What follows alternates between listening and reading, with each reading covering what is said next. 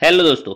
Finally हमारे देश की नई एजुकेशन पॉलिसी 2020 को हमारे कैबिनेट ने मंजूरी दे दी है, जिसमें हमारे जो शिक्षा क्षेत्र है उसमें बहुत सारे बदलाव किए गए हैं। आप देखेंगे कि हमारा जो MHRD मिनिस्ट्री था, यानी कि ministry of human research and development, इसका नाम बदल के मिनिस्ट्री ऑफ एजुकेशन कर दिया गया है, यानी कि शिक्षा मंत्रालय रख दिया गया है। ऐसे ही हमारा जो एकेडमिक स्ट्रक्चर था 10+2 का, इसको दूर करके, इसको हटा के 5+3+3+4 का एकेडमिक स्ट्रक्चर बना दिया गया है। ऐसे ही टीचर्स की जॉब के लिए एंट्रेंस एग्जाम और इंटरव्यू को मैंडेटरी कर दिया गया है। ऐसे बहुत सारे बदलाव हमारी जो एजुकेशन पॉलिसी है उसमें किए गए हैं। एजुकेशन पॉलिसी में एक करिकुलम को इंट्रोड्यूस किया गया है। इसके अलावा आप देखेंगे कि हमारी जो भी एजुकेशन पॉलिसी है, इसको बनाने के लिए गवर्नमेंट ने बहुत सारे कॉन्सिलेशन लिए थे, जैसे कि 2 लाख से ज्यादा सजेशन आम पब्लिक से लिए गए, 2.5 लाख ग्राम पंचायत, 6,600 ब्लॉक्स एंड 676 डिस्ट्रिक्ट के बहुत सारे प्रोफेसर, टीचर्स और जो भी स्टूडेंट्स, आम पब्लिक है, इससे सजेशन लिए गए। इसके अलावा गवर्नमेंट ने 2 बड़ी कमेटियां भी बनाई थी हमारी नई एजुकेशन पॉलिसी को बनाने के लिए, जिसमें आप देख सकते हैं मई 2016 में committee for evolution of the new education policy बनाई गई, जो कि लेट श्री TRS सुब्रमण्यम के चेयरमैनशिप में बनी गई थी। इन्होंने अपनी जो भी शर्तें थी या जो भी अपनी सजेशन थे वो इन ड्राफ्ट एजुकेशन पॉलिसी 2060 के तहत MHRD को दिए थे। इसके अलावा जून 2070 में committee for the draft national education policy बनाई गई, जो कि हमारे emitted scientist Padma Vibhushan doctor के कस्तूरी रंगन की चेयरमैनशिप में बनाई गई थी। उन्होंने अपना जो भी ड्राफ्ट था वो ड्राफ्ट नेशनल एजुकेशन पॉलिसी 2019 के under human research and development को 31 मई 2019 को दिया था। ऐसे बहुत सारे सजेशन को मिला के हमारी जो भी नई एजुकेशन पॉलिसी है वो इंट्रोड्यूस की गई थी। इनमें आप देखेंगे कि हमारे जो ड्राफ्टिंग कमेटी के चेयरमैन थे के कस्तूरी रंगन, इन्होंने बताया कि इसमें सबसे मेजर जो शिफ्ट हुआ था वो था 10+2 की जो हमारी एकेडमिक स्ट्रक्चर है, इसको हटा के 5+3+3+4 के फॉर्मेट में नया एकेडमिक स्ट्रक्चर बनाया गया है। जिसमें आप देखेंगे कि पहले जब भी मैं और आप पढ़ते थे तो 10+2 की हमारी पॉलिसी थी। 10+2 में हम पहले जो 10 साल थे इसमें सब सब्जेक्ट यानी कि science, math, social science, humanity पढ़ते थे। इसके बाद जो 2 साल थे यानी कि 11th और 12th की जो हमारी पढ़ाई थी वो एक पर्टिकुलर स्ट्रीम में हुआ करती थी, यानी कि आर्ट्स, कॉमर्स या साइंस।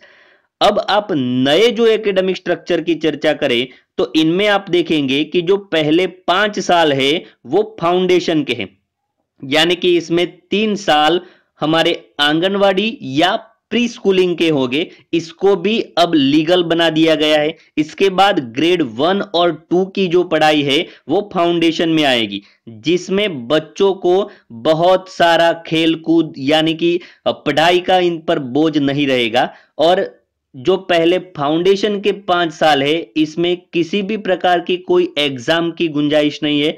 इसमें बच्चे को किसी भी प्रकार के एग्जाम से पास नहीं होना पड़ेगा। इसके बाद जो 3 साल की हमारी पढ़ाई है ग्रेड 3 से 5 की, इनमें बच्चों को play, discovery, activity based learning किया जाएगा, जिससे बच्चे के अंदर एजुकेशन के लिए एक बहुत सारी इंटरेस्ट पैदा होगी। इसके बाद देखेंगे आप 3 साल की जो पढ़ाई है ग्रेड 6 से 8 की, इसमें science, maths, arts, social science and humanity जैसे बहुत सारे जो भी सब्जेक्ट है वो पढ़ाए जाएंगे। इसके बाद आप देखेंगे कि 9 to 12 की पढ़ाई है जो 4 साल की है। अभी हम इसे सेकेंडरी और हायर सेकेंडरी के जैसे 2 पार्ट में डिवाइड करते थे, इनको सीधे 4 साल की बना दी गई है, जिसमें ज्यादातर हम ऐसा करते थे कि 2 साल जो थे 11th और 12th के वो पर्टिकुलर स्ट्रीम के लिए पढ़ते थे। लेकिन इसको हटा के अब बच्चा जो भी सब्जेक्ट पढ़ना चाहे आर्ट्स का बच्चा है तो वो साइंस का कोई सब्जेक्ट पढ़ सकता है, ऐसे ही साइंस का कोई बच्चा है इसे आर्ट्स का कोई सब्जेक्ट पसंद है तो वो पढ़ सकता है। लेकिन इसके लिए एक पर्टिकुलर, जैसे अभी हमारे आप साइंस में देखेंगे तो साइंस में ए और बी जैसे दो पार्ट डिवाइड है, वैसे ही अलग अलग सब्जेक्ट को मिला के ऐसे पार्ट बनाए जाएंगे, इसमें से पर्टिकुलर कोई एक को बच्चा सिलेक्ट कर सकता है।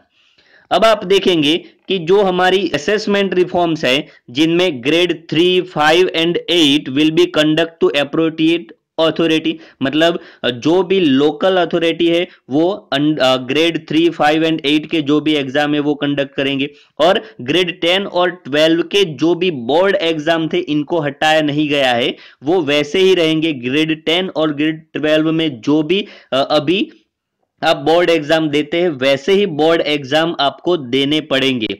इसके अलावा आप देखेंगे कि जो भी ग्रेड 5 तक के बच्चे हैं इनके लिए मदर टंग, लोकल और रीजनल लैंग्वेज कंपलसरी कर दिया गया है, यानी कि ग्रेड 5 तक के जो बच्चे हैं इन पर कोई भी नई लैंग्वेज इंपोज्ड नहीं की जाएगी। यानी कि आप अभी देख रहे होंगे कि ज्यादातर हमारे जो अर्बन एरिया है इसमें इंग्लिश लैंग्वेज के लिए बहुत सारे जो भी पेरेंट्स है वो बच्चे पे इंपोज कर देते हैं, लेकिन यहाँ पे वो खत्म कर दिया गया है और बच्चे को ग्रेड 5 तक मदर लैंग्वेज या कोई लोकल या जो भी हमारे रीजनल लैंग्वेज है इसमें पढ़ाया जाएगा। वो थोड़ा कंट्रोवर्शियल है कि बहुत सारे जो भी हमारे एजुकेशन एक्सपर्ट है वो मानते हैं कि इंग्लिश को ऐसे हटाना अच्छा नहीं है, लेकिन वो कंट्रोवर्शियल क्वेश्चन है। हमारी जो भी नई पॉलिसी इनमें ये बहुत बड़ा बदलाव किया गया है। इसके बाद आप देखेंगे ग्रेड 3 to 6 के बच्चे हैं, बहुत सारा teaching, playing based, activity based curriculum किया जाएगा।